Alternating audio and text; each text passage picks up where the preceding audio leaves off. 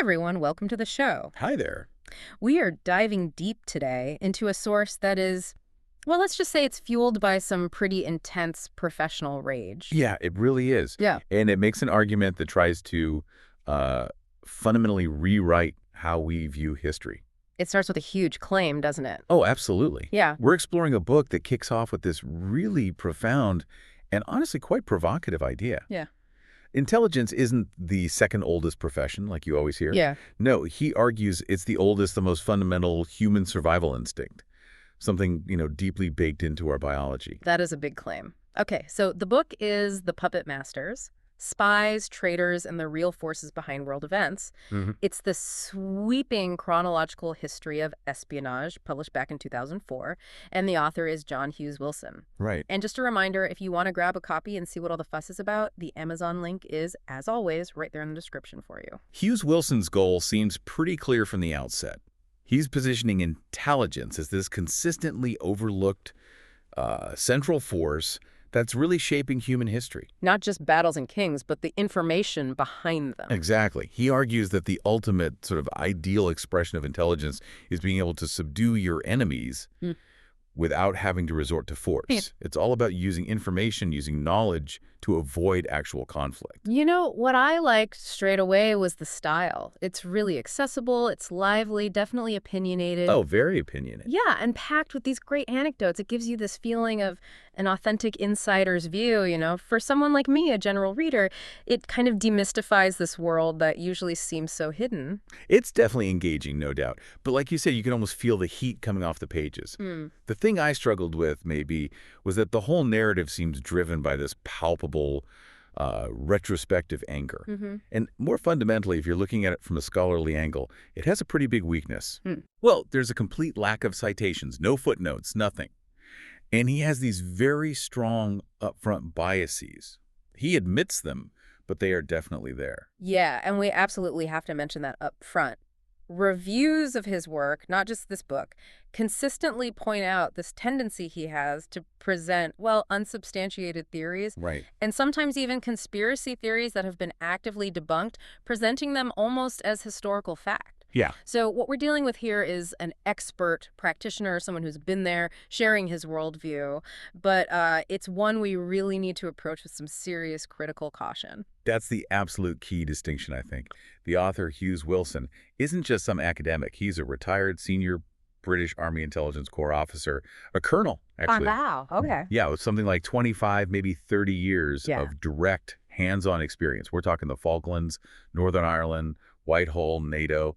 He's really lived this stuff. Okay, so he has serious operational cred, and that's why he wrote the book. Exactly. He basically says he wrote the book he wished he could have read when he was a young captain back in 1970.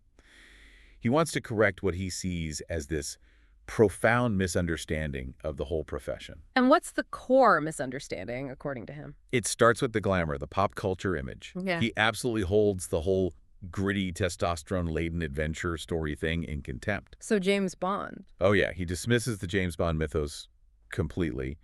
And the obsession with special forces like the SAS, too. He thinks it totally misrepresents what the job actually involves day to day. Wait, he dismisses Bond? That's kind of what everyone thinks intelligence is, isn't it? So if it's not, daring covert ops and gadgets, what is the job in his view? His definition is, deeply unsexy, frankly. He says intelligence work is a straightforward, often mundane office routine. Mundane. Well, mundane of collection, collation, interpretation, and evaluation, followed by dissemination. It's pure process. It's analysis. It's not exotic adventure filmmaking. Okay, right. And this connects back to his anger, doesn't it? Because if the job should be the subjective analysis, then the fact that The Puppet Masters came out in 2004, that timing is crucial. It makes it basically a polemic driven by his absolute fury over how intelligence was, in his view, politicized leading up to the 2003 Iraq War. Precisely. That anger is the book's raison d'etre, its whole reason for being.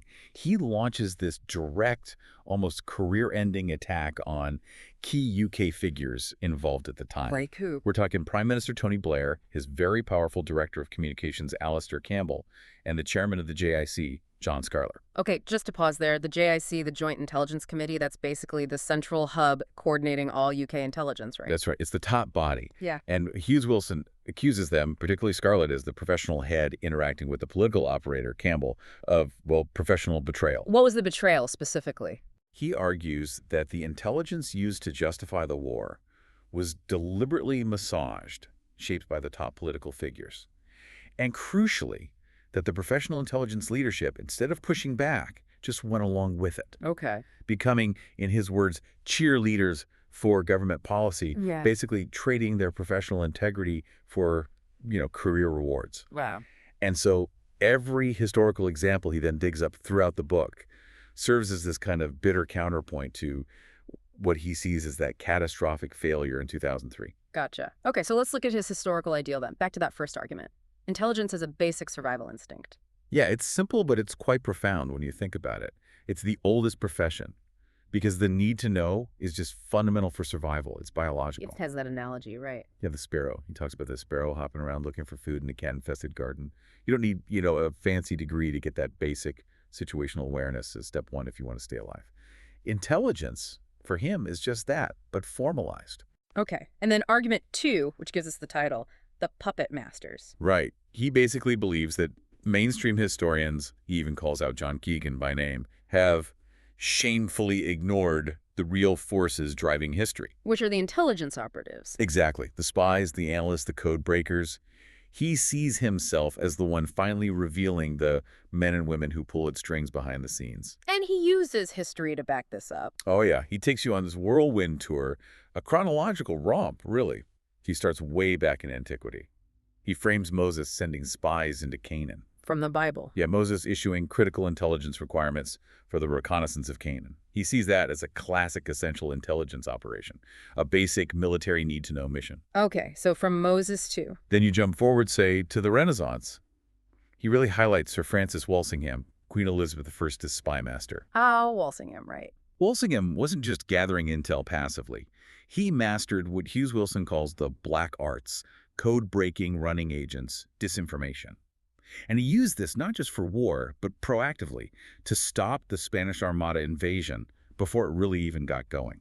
So using intelligence to prevent conflict, like you said earlier. That's his perfect example, using deception, using information, these black arts, to save the entire state without having to rely on just brute force, on winning a massive battle. And he continues this through history. More heroes. Absolutely. He moves into the American Revolution. Yeah. He paints George Washington not just as a general, but as an absolute master of intelligence. Really? Washington? Yeah, using the famous Culper Ring spy network, using really sophisticated disinformation campaigns to consistently outwit a much stronger British enemy. For Hughes-Wilson, the American victory was as much about deceiving the enemy's mind as it was about defeating their army. Fascinating. And in more modern times. Fast forward again, and the big intelligence successes become cryptographic. Signals intelligence, SIGINT. He highlights the absolutely crucial game-changing importance of things like Britain's Room 40 intercepting the Zimmerman telegram in World War I. Which helped bring the U.S. into the war, right? Exactly. And then, of course, Bletchley Park's legendary code-breaking successes in World War II against Enigma and others.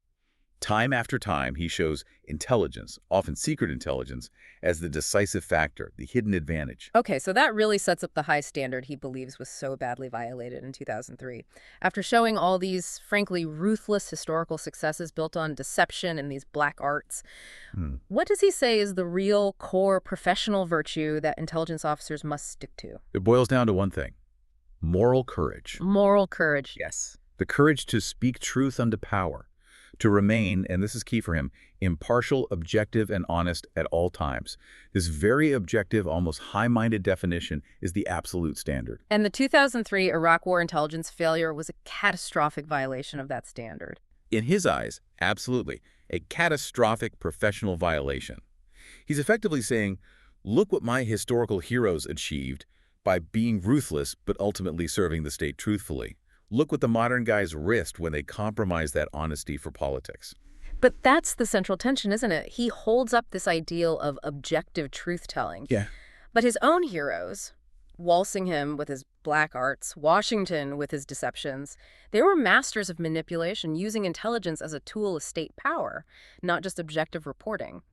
It feels like he's sort of contrasting historical ruthlessness with his modern professional ideal. It's a massive contradiction running through the book. And that brings us right back to the scholarly problem we mentioned earlier. The lack of evidence. Exactly. While the stories are incredibly compelling, the total absence of footnotes, citations, any kind of sourcing means that you, the reader, or any historian trying to check this stuff, have absolutely no way to verify his specific claims. You just have to take his word for it. Pretty much. You have to accept the colonel's professional opinion, his interpretation as historical fact, which is problematic. Yeah, and that's where the critics have really jumped in, because some of those claims he makes are pretty explosive and maybe a bit dubious. Definitely dubious.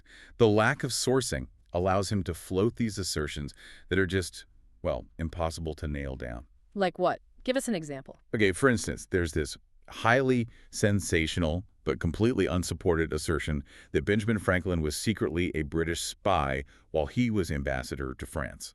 Benjamin Franklin? A British spy? Really? Yeah. It's a wild idea. It makes for a great story, but where's the proof? There's none presented. Or his speculation that President Roosevelt's close aide, Harry Hopkins, was actually a KGB spy. Again, huge claim, no evidence provided. And did he mention one that's actually been disproven? Yes, and this one is particularly jarring. He includes the long debunked claim that Martin Bormann, Hitler's private secretary, didn't die but escaped and was actually the key Soviet agent inside Nazi Germany, codenamed Werther. But that was disproven. Absolutely disproven by DNA evidence back in 1998, which confirmed Bormann's death in Berlin in 1945. That was 6 years before this book was published. To include that theory without even acknowledging the evidence against it, it shows a real lack of critical engagement with established historical facts. Okay. So that really sums up the central paradox of the Puppet Masters, I think. On the one hand, it offers this valuable, really authentic feeling insider's view of intelligence culture. You learn about his heroes, his standards, his frustrations. You get the worldview. Exactly, you get the worldview. But his status as a practitioner, as an insider, often seems to replace the need for critical nuance, for verifiable evidence. The book's value is maybe less about giving you accurate referenced history and more about understanding how an experienced intelligence officer sees the world, sees his profession. Okay, fascinating stuff.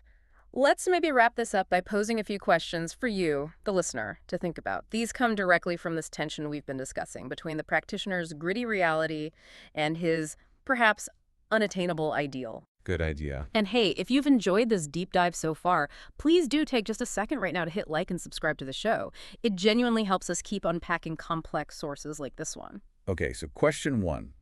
Think about that internal contradiction we flagged. Hughes-Wilson argues quite strongly that real intelligence work is often this mundane office routine. Right, the boring bit. Yeah, yet his book is almost exclusively filled with thrilling stories. Spies, daring deeds, high-stakes deception. So how does this contradiction maybe reveal the inherent tension between the day-to-day reality of the intelligence profession and, well, the public's understandable appetite for a more dramatic, exciting story? That's a good one. And then think about the ethical line. The author fiercely, passionately advocates for intelligence to be this impartial speaker of truth to power. That's his ideal. The core virtue. But his own historical heroes, Walsingham using black arts, Washington mastering deception, they show intelligence being used as a pretty ruthless tool of state policy, not just objective truth-telling.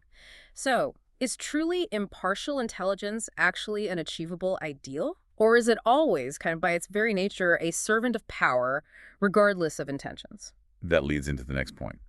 The filter of anger. This book came out in 2004.